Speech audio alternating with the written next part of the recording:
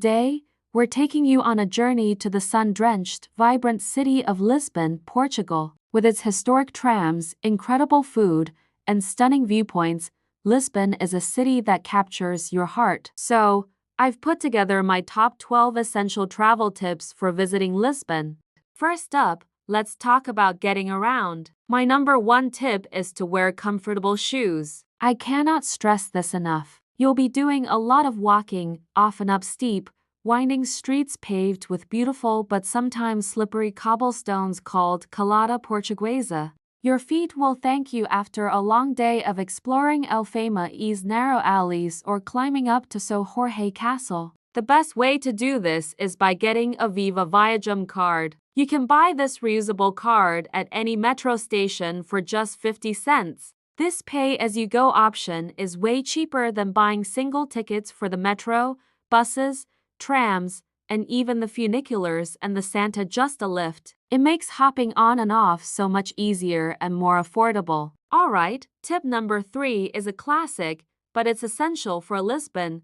Ride the historic tram 28. Yes, it's a tourist magnet, and yes, it can get crowded, but it's popular for a reason. This charming yellow tram rumbles its way through some of the city's most picturesque neighborhoods, like Grã, Alfama, and Baixa. It's like a scenic tour and a mode of transport all in one. My advice? Go early in the morning or later in the evening to avoid the biggest crowds. And a word of caution: be mindful of your belongings, as pickpockets can sometimes target crowded trams. Moving on to tip number 4, embrace the miraduros. Lisbon's hilly landscape means it's blessed with dozens of incredible viewpoints, or miraduros. These spots offer breathtaking panoramic views of the city's terracotta rooftops and the Tagus River. Some of my favorites are Miradoro da Senhora do Monte, which is the highest point in the city, and Miradoro de Santa Luzia,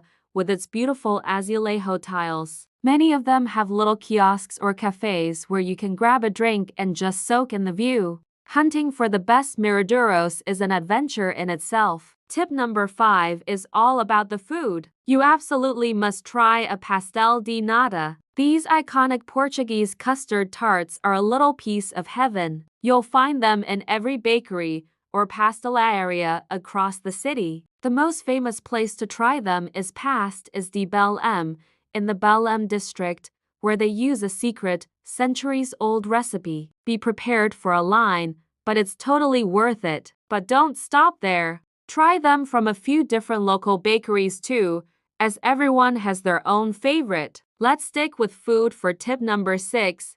Don't eat in the main tourist squares. While the restaurants in places like Praia do Rio or Rocio Square might look appealing with their outdoor seating, they are often overpriced and serve mediocre, tourist-catered food. For a truly authentic and delicious meal, you need to wander down the side streets. Look for small, unassuming restaurants called tascas where you'll see locals eating. This is where you'll find the best traditional Portuguese food, like fresh grilled fish or hearty stews, at a fraction of the price. Tip number 7.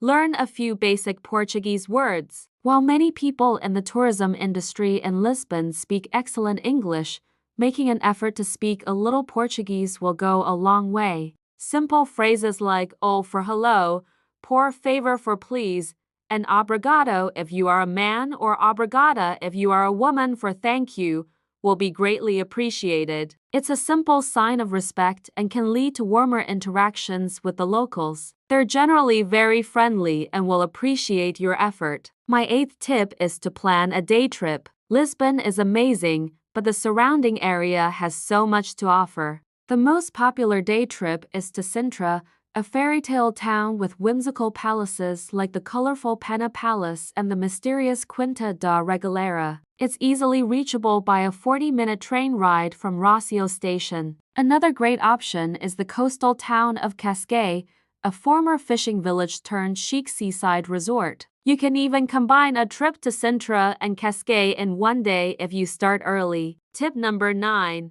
Be smart about visiting Belém. This district is home to some of Lisbon's most important landmarks, including the Bel Tower and the Jair Nemos Monastery. Because of this, it gets incredibly busy. My advice is to buy your tickets online in advance to skip the massive queues, especially for the monastery. Also, consider going on a weekday rather than a weekend. And remember, the monastery and the tower are closed on Mondays, so plan your visit accordingly to avoid disappointment. Coming in at number 10.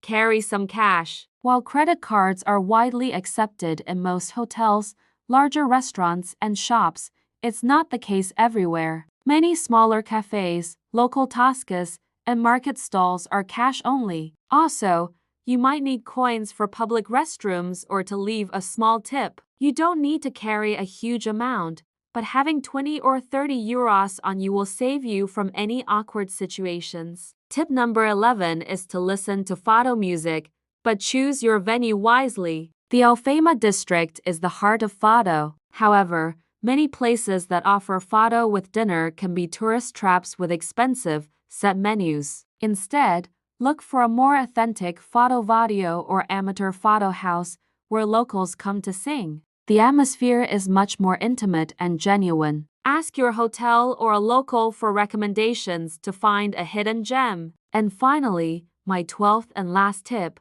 just slow down and get lost. Lisbon isn't a city to be rushed. Wander aimlessly through the labyrinthine streets of Alfama, stumble upon a hidden courtyard, pop into a tiny shop selling local crafts, or just sit at a cafe and watch the world go by. Let the city reveal its secrets to you. The spontaneous discoveries are often the most memorable parts of any trip to Lisbon. It's a city that's full of history, culture, and incredible energy. I hope these tips help you plan an unforgettable adventure.